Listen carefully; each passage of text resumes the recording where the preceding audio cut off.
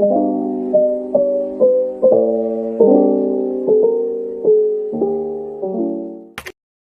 is why you should always keep your phone charged. A girl named Marissa came home from school at around 3 p.m. She walked in the door and told her mom that some random number kept calling her all day. Her mom told her the person may have the wrong number and just to ignore it. Marissa said okay and begins to do her homework. A couple hours later, she receives a phone call from the same number. Marissa answers it this time and says, "Hello?" The man then says, "We finally found you. Don't worry, bunny." Marissa begins to panic and tells her mom what just happened. Her mom's face goes blank and says, "What did the man just call you?" Marissa says, "He called me bunny." Her mom yells and says, "Grab your stuff, we need to leave." Marissa, confused, packs her things and gets into the red car. Her mom begins driving fast and turns on the radio. The radio says, "The baby named Marissa who was kidnapped in the hospital 10 years ago has been found and police are searching for a red car." Marissa looks at the woman and says, "Who are you?" The woman looks back and says, "You can call me mom." This just might be the craziest spring break story you've ever heard. Me and 14 of my friends decided to go to Cabo for spring break when we were in college. We rented an Airbnb and thought everything was going to be so much fun. But on the first night, there was already a couple of my friends that were too tired to go out, so we just decided to split up.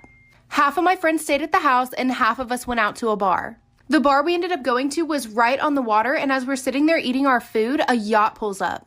And I don't mean like a small yacht, I mean like a huge party yacht. There was little dinghy boats bringing people to and from the yacht. My friend that spoke Spanish went over and started talking to one of the boat taxi drivers. He said that if we wanted to, we could all jump on his boat and he would take us out to the yacht. Since it was spring break, of course I couldn't pass up on this opportunity, so I started running towards his boat to jump on because he was screaming for us to hurry. I was in such a hurry to make sure that I got on that boat, I didn't even look back to see if my friends were behind me. By the time that I realized none of my friends had come with me, I was already halfway to the yacht. Since I was already halfway to the yacht and I didn't speak any Spanish, I just decided to wait it out, get on the yacht, and make some friends when I get there. Luckily, there was plenty of other students there on spring break, so I made plenty of friends. I ended up just staying on the boat all night because the taxi stopped running, but as soon as I could get off in the morning, I went ahead and got off. I called a taxi to drive me back to the Airbnb, but whenever we pulled up to the gates of the neighborhood, there was security and police everywhere. My taxi driver kept driving and dropped me off at the front door, but when we pulled up to the Airbnb, it was literally surrounded by police. That's when I realized that this had to have something to do with me and my friends, and it wasn't just the area we were in. When I saw my friends, I ran up to them and asked them what was going on.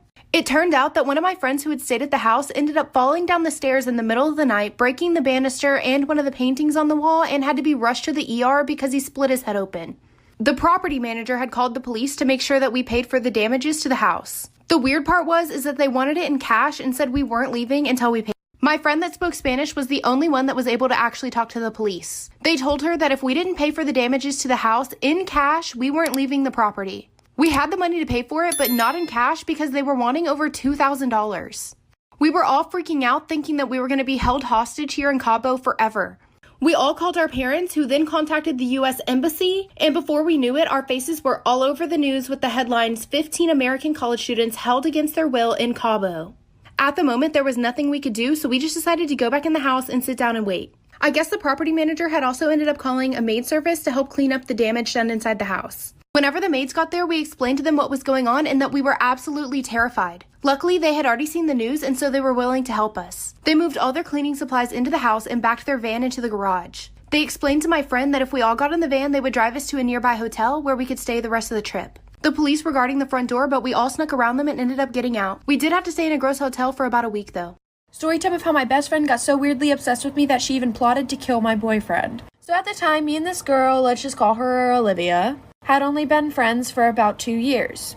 I mean, we really did everything together. We were with each other 24/7, and I mean, we were pretty good friends. But the only thing about our friendship is she did not like when I had other friends. I mean, she didn't have any other friends herself, but literally she would joke around about strangling my other friends because she didn't like when I gave my attention to anyone else. But honestly, I just thought of it as a joke. And then I started dating this guy, let's just name him Jacob. He was probably the sweetest guy I had ever met, and he was a real simp for me. So we started dating, and about 4 or 5 months go by, and he started getting these texts from a random number. And it would always be cringy things like leave her or you die, get away from her, and like stupid cringy threats. Then one night, me and him were just hanging out. Then he gets a text with his exact address saying he had till tonight to leave me or he wouldn't see another day. Then we hear a knock at the door. I'm running out of time, like for part 2. Part 2 of how my best friend got so weirdly obsessed with me that she plotted to kill my boyfriend. So continuing on with the story, we heard a knock at the door and it ended up being her. And she said, "Oh, I'm just coming by to check on you and make sure you're okay." Mind you, we were at his house. And he looks at me like, what is she doing here? So I asked her to leave, and then she ends up getting so mad at me just because I asked her to give us alone time. So the night goes on, and then when I get home, she's in my room. At this time, my whole entire family was out of town, and I was the only one home. So I was like, hey. It was literally just like a normal night, and then I go to shower, and when I get back out of the shower, she's gone. And then my boyfriend calls me, and he goes, "Why is Maddie here?" She had like this black mask on, but she's stupid enough to not realize that we know it's her. And I mean, we're being real here. She was my best friend at the time, so of course he's not going to call the police on her. But she had a knife in her hand, and he opens the door and he like pins her against the wall and then calls 911, I guess. And then to sum it up, when they get there, she tells them everything that she was going to do, and then they put her in a mental hospital. But she said that she was going to murder everybody that gets close to her. Crazy story time about how I found my aunt and my boyfriend hooking up at a family function. So every year my mom and stepdad would have a Christmas party and everyone from both sides of the family would come. And I also invited my boyfriend. And at this time, my boyfriend and I were both juniors in high school. So everybody came to the party and everything was going good. Well, like an hour into the party, all the adults were super drunk. So before we all opened gifts, I decided to help my mom clean up dinner. So while I'm washing the dishes, I look over and my aunt and boyfriend are talking a lot. And she started to get really touchy with him, but I didn't think anything of it because she was super drunk. So after I'm done cleaning up, we all started opening gifts. And my boyfriend goes up to my room to go get his phone off the charger. And after he went upstairs, my aunt was like, "Oh, I need to go throw up."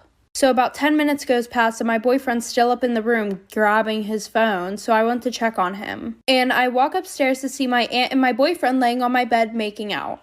Like for part 2. Part 2 to how I caught my aunt and my boyfriend hooking up at a family function. So like I said, they are laying on my bed making out. Doors wide open, they don't even bother to shut the door. And both of their shirts are off. And I think I should just put in here, my aunt is like 28. She's on my stepdad's side. She's really young. So they look up and my aunt's just like drunk as fuck looking at me. And she's like, "Do you want to join?" Like, bitch, what the fuck? So I'm just like shook and I start screaming. Everybody rushes up the stairs and my mom pushes me out of the way and sees my boyfriend and my aunt laying on my bed with their shirts off. So my mom starts screaming at everybody. So my mom calls the cops, says that an adult is touching an underage boy, and she calls his mom, tells her what happened.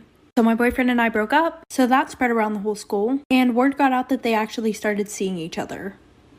Story time on how my mom threw hot boiling water at my dad. Okay, so boom. My parents been together for 15 years at this point and I was only 14. My parents were only dating for a couple of months and then my mom got pregnant with me. So they ended up getting married soon after. The only problem with that is my mom never really got to know my real dad. He had anger issues, and I'm talking real anger issues. And he refused to go to therapy. Well, I'm sure you guys guessed it. My dad was putting his hands on my mom, and I mean beating her for dumb reasons. And every time I tried to stop it, my dad would literally turn around and beat me too. You would think he would stop for his daughter. But because he would beat me so bad, my mom always told me to stay out of it. Well, one day my mom was cooking and she was boiling some water. My dad came home and seen that she was cooking and got angry. He said that his food should be ready before he gets home. My mom just stayed quiet and he went to go hit her. But this day, my mom was tired of it. So something changed. Like for part 2.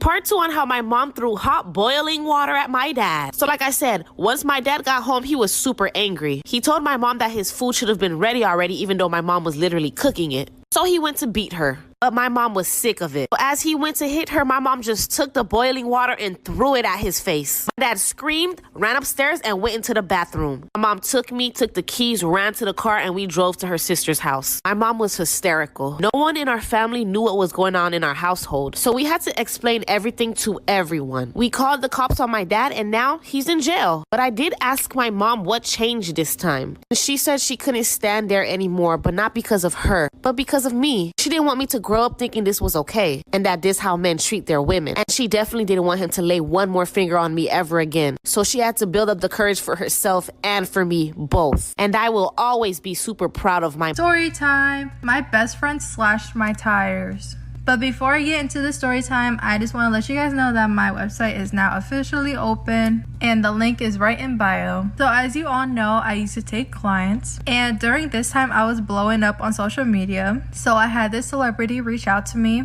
and they wanted their nails done, and I'm like, of course. So I had to travel to them. And of course, the first person I had to tell was my best friend. I told her all the details, where I was going, what time I was leaving, how far the distance was. And I thought she would be more happy for me, but her response was like, oh, that's cool, I guess. But I didn't really think much of it. So the morning of, I had to get up early to drive out there because it was a 2-hour drive. And then I noticed all my tires are slashed. And I checked the cameras and it was her. But that's okay because I got her dad to drive me. One time I was behind the register at Victoria's Secret. This customer walks in and immediately everybody spots her as a red flag. She's just picking up items, throwing them in her bag, not looking at sizes, not looking at colors. So everybody's like, Everyone's on their walkie like, watch this customer. She's coming to the fitting room. She's headed to the cash wrap. Somebody get her. Check her ID. Get her. She has a bag full of stuff. And guess who gets her at the register? Me. So she comes to my register and she dumps out her stuff, and we're having a regular conversation. Hi, how are you? Yada, yada, yada. Her total comes up to probably between $700 to $900. It was expensive. My manager is at the register next to me, talking to me on the walkie. Ashley, make sure you get that ID. Don't matter what she's using, make sure you get that ID. So I ask her for the ID because she's paying credit. Why do you need to ask for my ID? Just take it, run it. I'm like, no, ma'am, I'm sorry. I need your ID for the purchase. She starts to raise her voice at me. So she's raising her voice at me. And I'm like, but I couldn't. I just couldn't, y'all. So I was like, I can raise my voice too. Do you want to play this game? Because I'll win, promise. And she's like, oh, well, what time do you get off work? And I'm like, I'm closing. I'm actually getting off at 11. Would you like to pick me up? And then she calls me stupid. She's like, you're fucking stupid. And I'm like, okay, you know what? I'm gonna eat that. Then she calls me a dumb bitch. Whew. So I took a deep breath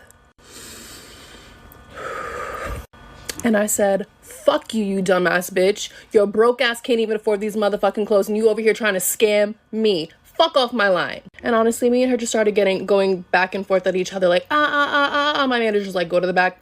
Go to the back, go to the back. I'm still cursing her out as I'm walking to the back of the store. I really thought I would get fired, but I actually didn't.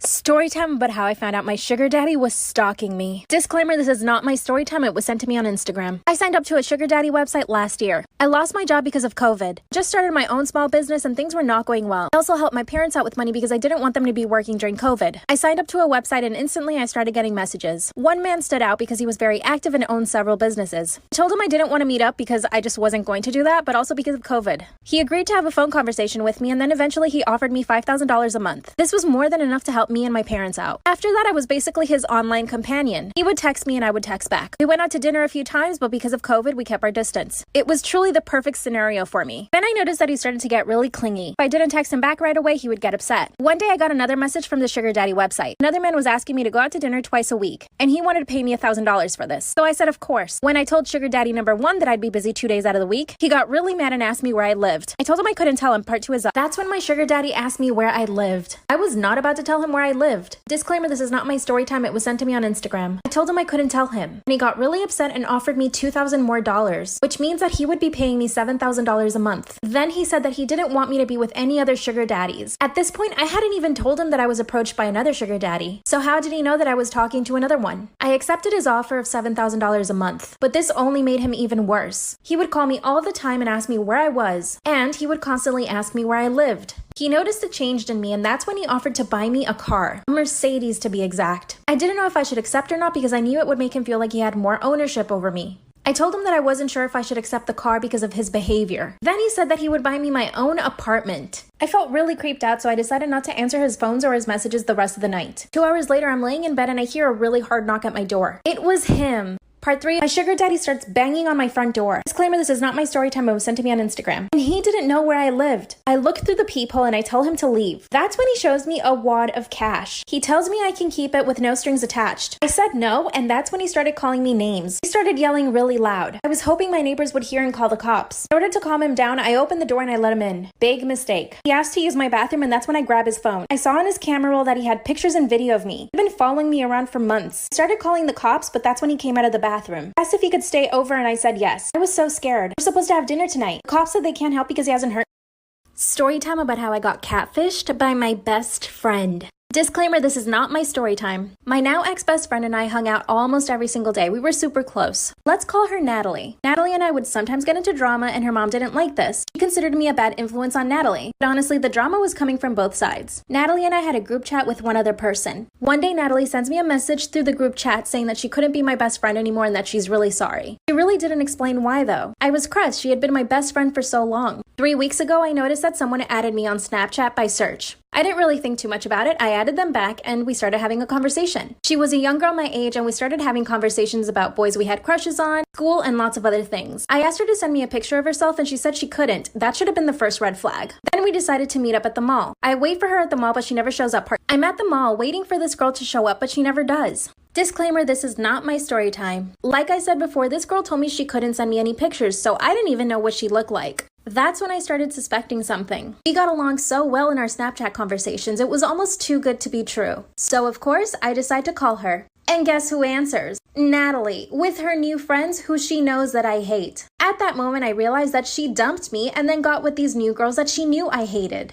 Of course, I was furious. I wanted to say something, but before I could, Natalie hung up the phone. And of course she did. She knew I was going to go off on her. Well, I start calling Natalie's phone several times, and she doesn't answer. Then I see that she unadded me off Snapchat and blocked me. So now I have no way of getting in contact with her. I spent weeks talking to this girl only to find out it was my ex-best friend catfishing me. So, of course, I drive all the way to Natalie's house and her mom answers. Part 3 is up. So I show up to my ex-best friend's house who's been catfishing me for weeks. Disclaimer, this is not my story time. Her mom was not happy to see me. Like I mentioned before, Natalie's mom thought I was a bad influence on her because we always got into drama. I proceed to tell Natalie's mom everything in detail. Her mom was shocked. She couldn't believe that her little daughter would be capable of such a thing. She was so mad, and it was so satisfying to me. I leave Natalie's house and I go home. The next day, I see that all of Natalie's new friends are posting on their social media saying that Natalie's phone got taken away for a few months, and that whoever did it, F you. I know they know it's me. It turns out Natalie's mom took her phone away for a whole month and deleted all of her social media. She totally deserves it. Natalie and her new friends are in a different school. And here's the kicker, I'm gonna be going to the same school. Now I'm just hoping they don't try to do something to me.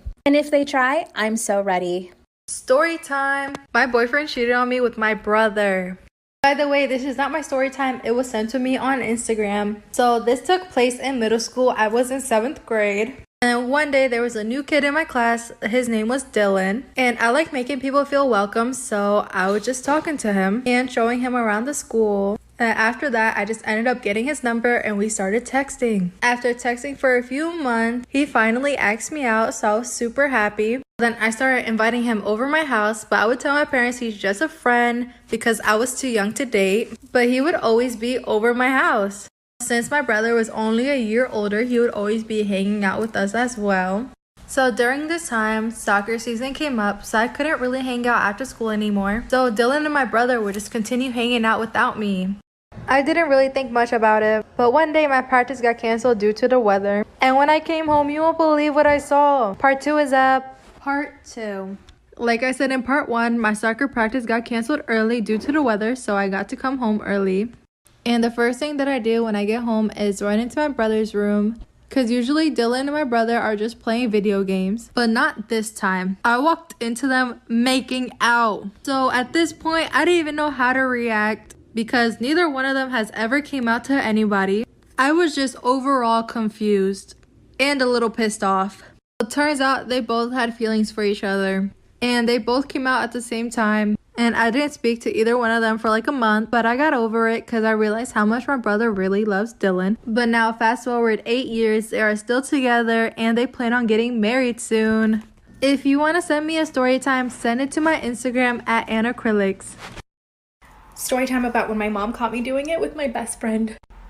I was 16 at the time, and there was this new boy that moved in across the street from us. He was super cute, and I noticed him right away. My parents were super strict. I wasn't allowed to have a boyfriend or even any guy friends, and I knew right away that I wanted to at least become this guy's friend because he was so cute. So one day I told my mom, hey, why don't we take cookies or something to welcome the new neighbors in town? And my mom was like, that's a great idea. So we end up going over and we meet them. They're really nice. And the cute boy comes downstairs and he tells his mom he's going to go to Bible study. Well, when we get home, I tell my mom, hey, you know what? Maybe I should join a Bible study group too. And my mom was like, great idea. She even told me to go ask him about it since he had mentioned it. One day he's mowing the lawn, so I decided to go talk to him and ask him about the Bible study group. He actually ended up taking me there that same day and we had a fun class. Over the next few weeks, we became really, really good friends. Best friends. We told each other everything, but there was always attraction between. Part 2. So my neighbor, I'll call him Curtis, we're really good friends at this point, but we were always attracted to each other, but because we were in Bible study together and our parents were very religious, we kind of tried to stay away from anything. One day, we're in my house chilling in my room because I knew my mom wouldn't be home for a while, so I told him to just come upstairs. We ended up eating Pop-Tarts and watching a Netflix show. The whole time I was mustering the courage to tell him that I really liked him because I really felt that I wanted to be honest with him instead of just lying to him, and the whole reason why I even got into the Bible study group was to be with him, or at least spend time with him. So finally, I just blurted it out. I said, I like you, and I like you like a lot. He just stares at me blankly. He doesn't know what to say, and I could tell that he was kind of nervous. So I said, do you like me too? He said, yes, you know that I do. And then we started making out. This was the first time I'd ever been kissed, and it was the first time I'd ever had a boy in my room by myself. I kept thinking my mom could come home at any moment, so I told him that he should go home. Suddenly, we're on my bed, and we're doing things that I'd never done before. Suddenly, my door swings open, and guess who it is? Part 3. So my mom swings the door open, and she sees us on my bed doing stuff. Of course, I'm mortified. I'm super embarrassed. I'm also embarrassed because I know how she's going to react in front of him. My mom, of course, just starts yelling her head off. Then we walk over to his house. She proceeds to tell his mom what we did. And then 5 minutes later, my dad walks into their house. I was really afraid of my dad. So now we're in their kitchen, and his parents and my parents are just staring us down and telling us that what we did was completely wrong. Then my dad starts saying that we need to get married. I can tell Curtis is freaking out. Of course, I'm freaking out too. His parents actually agree that we should get married. Thankfully, my mom was completely against it, and she said, absolutely not, they're too young. I literally felt like I was dying. I was obviously grounded for months, couldn't go anywhere, I couldn't do anything, and I obviously didn't speak to Curtis again. Then my mom tells me that Curtis and his family actually moved away. My heart was completely broken. A few years later in college, I contacted him through Facebook. We met up, and we've been together ever since. I knew that our connection back then was super strong, and it is now. Did you know that you can die from chewing gum? And I don't mean choking. Yeah, I didn't either. Allow me to explain. Trigger warning. 19-year-old Samantha Jenkins was your typical adult teen, aside from her addiction to chewing gum. But why would her mother be concerned? It's not like she was out partying or making irresponsible choices. One afternoon, Samantha went out to lunch with her sister where she grabbed a soda to bring home with her.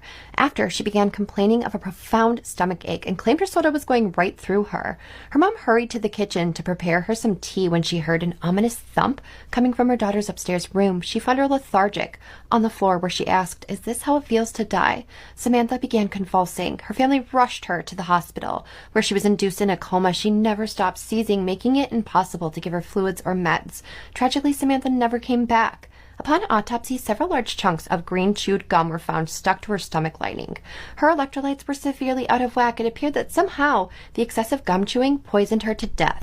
Story time about how my ex-boyfriend accused me of cheating on an all-girls trip. So a little background information, I was 14 or 15 around the time, and it was the summer of my freshman year. So within the last few weeks of my 8th grade year, one of the more popular boys asked me out, and we're gonna call him Carson. I wasn't like super popular at the school, but I was like a medium maybe. But I was raised in a super strict household, where the only phone that I pretty much had was one that was able to call 911 and my parents. And I especially was not allowed to be talking to boys. So Carson had the great idea of giving me his old phone, and throughout the summer, I would text him on there. Well, I started realizing him getting really toxic. Anytime that he would see my Snapchat location change, he would be like, "Where are you going? Why didn't you tell me you were going here?" So I started distancing myself a little bit from him. Also because our relationship was just moving way too fast. Within the first month of us dating, he was talking about wanting to marry me. Like for part 2.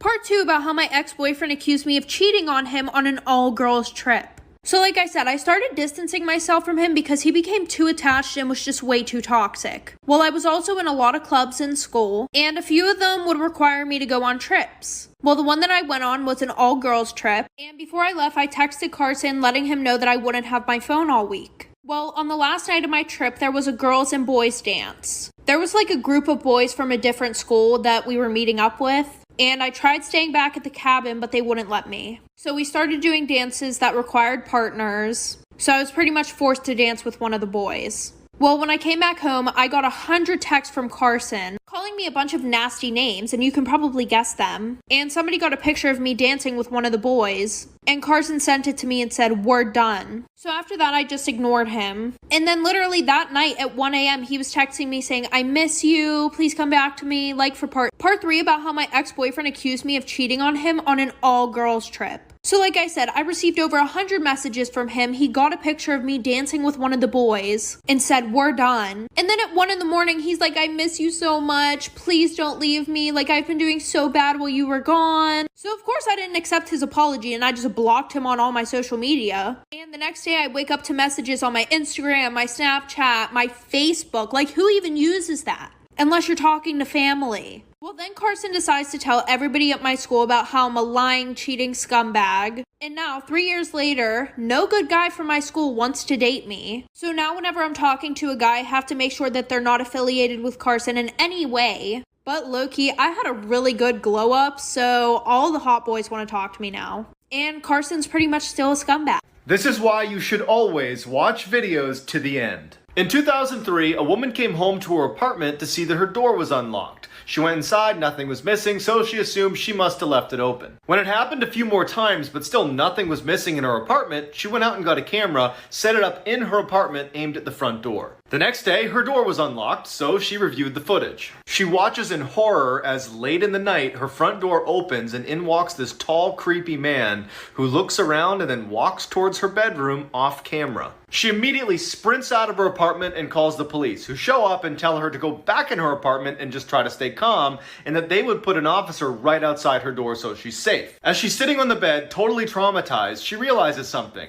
She only saw him enter her apartment on that video. She doesn't know if he actually left. As she's sitting there, she feels breathing on her ankles. She runs out, the cop comes in, and he finds the tall, creepy man under the bed holding a knife and a camera. Always lock your front doors.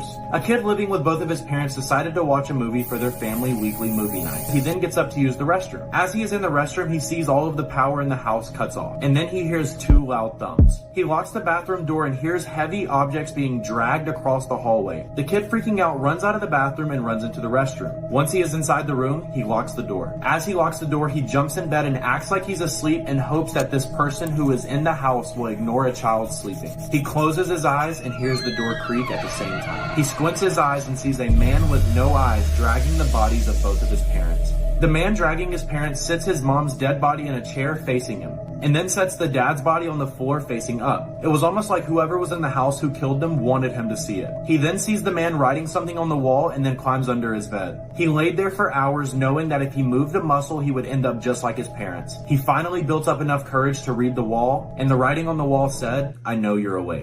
This is why you should never leave the table when you're on a blind date. One of my best friends and I worked at the same restaurant. When I came in later that day for my shift, she told me a crazy story. She said that her first table were this guy and this girl, and she could tell they were on a first date. The girl was nervous, so she ordered a glass of wine. As far as she knew, the date seemed to be going well, and the girl got up to go to the bathroom. Right when my friend was about to come over and bring the silverware, she saw him put something in her wine. My friend, obviously terrified and freaking out, let our manager know, who then let the police know, and ran into the bathroom to tell her what was going on. The girl ended up staying in the bathroom until the police came, arrested him, and escorted him out of the building. It was noon. I just found out that my daughter is engaged and getting married to a man who is 20 years older than her. She's 19 and he's almost 40. Apparently, she's been seeing this man for the last 6 months and recently announced their engagement. I am in disbelief. What makes it worse is that she had confided in my sister, her aunt, about this when she first started seeing this guy. My sister encouraged her to do what makes her happy and basically pushed her into this relationship. Now she swears up and down that he's the love of her life and they're meant to be. She just told me about the relationship 2 weeks ago because she said she knew her father and I wouldn't be okay with it and was afraid of my reaction. She wanted me to meet her future husband before she introduced him to the rest of the family, so she invited me to brunch with them. When I arrived, I could instantly tell that this man knew what he was doing. I can't fathom what a 19-year-old and a 40-year-old have in common. I know this man is well off from the way he spoke about work. I could feel my teeth grate every time he put his hand on my daughter's lap, and it made me extremely uncomfortable to see them affectionate towards each other. Throughout the entire brunch, I was biting my tongue. However, when he mentioned that he wanted to purchase a house in another state for them to start a family soon after the wedding, I lost it. Things got extremely heated from here. Part 2. My daughter is engaged to a man 20 years older than her. My daughter is 19 and engaged to a 40-year-old who she's been dating for 6 months. At brunch, he mentioned that he was going to move them to another state and start a family soon after the wedding. This was my breaking point. This man already has been married 3 times and has a few children from those marriages. He's also closer to my age than her age, and his children are closer to her age. My daughter could tell that I was about to burst because she quickly tried to change the subject. However, I slammed my hand on the table and expressed how inappropriate this relationship is. I called this man out for basically grooming my daughter. My daughter quickly came to his defense, saying that age is just a number and that she's a consenting adult. I told her that I would never approve of this and left. My husband and I are furious about the situation and have tried telling our daughter that this is wrong. However, every time we try to talk to her about this, she blows up on us. She's made it clear that we can't talk her out of it and I'm at a loss. Now she's invited the rest of the family to dinner to meet her future husband. Everyone has been messaging me about it nonstop. Some are shocked about the age difference and others, like my sister, are telling me that I should stop trying to stand in the way of love. I want to shake my daughter into reality, but I feel that every time I mention my disapproval, it pushes her further towards him. Am I wrong and should I just accept it? Story time! Okay, so this one night around 1 in the morning, I went to go take a shower. After I take my shower, I get out and I usually always bring my phone with me and I see that my brother messages me. He messaged me saying, "Hey, are you okay? I hear someone crying. Why are you crying?" And in my head, I'm like, well, I wasn't crying, so who's crying? I get out the shower and I go to his room and his door is wide open. I go and I ask him what happened and he said, "I had my door open and all of a sudden I just hear a woman start crying. I thought it was you because you're the only one that's awake. It sounded really bad, that's why I messaged you." So I told him, no, that wasn't crying at all. I was like, maybe you're just hearing things. I then asked him why he had his door open because obviously everyone's asleep and it's really dark in the hallway, so something creepy is bound to happen. After that, we just got over it and we went to bed. About 2 days later, it's the same scenario. I go to take a shower at 1 or 2 in the morning and everyone's asleep. After my shower, that's when I step out in the hallway, but for some reason I didn't turn on the lights this time. All of a sudden I start hearing a woman crying, but then I hear my brother talking to someone on the phone, so I was like, oh, maybe it's one of his friends. I get closer to his door and the cry gets louder. That's when I realized that it's probably coming from the closet right next to his door. I opened his door right away, hoping that whoever he was talking to was crying, but it wasn't. I told him what happened and we still haven't found out what it was to this day. Story time! Okay, so a few years ago, my tia lost her son to cancer when he was only 6 years old. Now, fast forward a couple of years, my tia tells everyone that she wants to throw herself a birthday party because she hasn't had fun since her son passed. Fast forward a few days later and it's her birthday and we all get to the party and we're having a lot of fun. But then me and my cousins were being chismosas and we began to explore the ranch. So we ended up walking into a field where they grow all the crops. As we're walking, we see this little kid running through the water. And obviously we were like, what the hell is that? So then we walked closer to the little kid, but then he started running, so we all panicked and we ran back to the party. We told everyone, but they didn't believe us and they said that it was probably just a worker. Fast forward 3 to 4 hours later, we're still at the party having fun, but then my tia gets a call. And the person on the phone told her that her son wants to let her know that he is here to celebrate her birthday. And that he's happy so she doesn't have to look for him anymore or be sad anymore. Till this day, me and my cousins still don't know if that was her son that we saw playing in the water, but we still feel really bad for running away from him. Story time! The time I did an influencer's nails. So as you all know, I used to take clients back in the day. This happened about a year ago. They DM'd me on Instagram saying they found me on TikTok and would love to get their nails done. And of course I accepted because I was such a huge fan of them. Then she sent me the nail design that she wanted done. And this set had literally bling design on all fingers. It was a lot. And then said she's free the next day and I said, okay, great. I was so nervous and excited, so I practiced the set so many times and I literally didn't sleep. So the day comes and she would literally refuse to say anything to me, like her manager would talk for her, which was pretty odd, but I'm here to do her nails. And the nails came out just the way she wanted, and then she refused to pay me and said she'll pay me through promotion and never promoted me. Okay, so story time. So basically one time in 5th grade, my dad took me to get breakfast from Dunkin' Donuts. We went there before school like always, and as we were there, this strange man outside was staring at me and like making faces. Super creepy. We didn't know him or anything, so we walked inside and I was kind of freaked out. I told my dad that I was creeped out by him and he told me that nothing bad was gonna happen. Or so he thought. So we got our foods and we ate it, everything was fine, chill. After we were done, we got up to leave. The man was gone by now, so I felt better But then on the way to my school, I saw him walking on the sidewalk. Like, I figured he was going to his house or like somewhere else. When we got to my school, no one was outside. It was kind of weird. We went to open the door because my dad was a part of the PTA, so he came in with me. The door for some reason was locked. My music teacher out of nowhere ran out and brought us inside quickly. She told us that our whole school was on code red. Scary. And that a man was in our school, so we went inside and I went and hid in the music room. Like for part 2. Okay, so part 2. So I went and hid in the music room. Dad was in the PTA room, which was close by. Literally started crying because I was so scared and they weren't telling us anything because we were too young. I guess they didn't want to scare us. That didn't work. Once the code red was over, about 30 minutes later, we went to class. I went to go find my dad and make sure he was okay and see if he knew anything, and he didn't. When I got in my classroom, we were all talking about it, and my teacher said that the man just walked in and told them he was looking for one of his teachers from like 15 years back. Huh? They gave us a description of the man, and I realized it was the same man from Dunkin' Donuts. He just walked in my school. I was freaked out because I saw him at Dunkin' Donuts before school started, and I hoped I never saw him again. But a few weeks later, I saw him again multiple times at the same Dunkin' Donuts. He literally just stared at me all the time. So yeah, that's my little story. Creepy story time about how my aunt passed away, part 2. So like I said, she makes us all sit down at the kitchen table and she pulls out a Ouija board. She was like, I found out how I can get some answers. I just feel like I need you guys around me for positive energy. And my family is very, very religious. Like, we don't fuck with that shit. But because my mom felt bad for her, she let her use it in our house. But my mom didn't want my sisters and I around that, so she just sent us to bed. Well, the next morning, I wake up and I ask my mom what happened with the Ouija board situation. My mom just said that it was really scary, because before she thought it was like a load of bullshit, and she said that her and my dad didn't touch the Ouija board, because like I said, they were very religious and did not mess with that stuff. But apparently, it said for her not to buy a house with the numbers 2815. Well, 2 years later, my aunt got remarried, and her husband ended up having 2 kids. So they bought a new house, and no, it didn't have the numbers on it. One of their kids accidentally shattered the glass door, so they went and got a new one, and it came with those exact numbers on it. 2 days later, the house burnt down and nobody survived.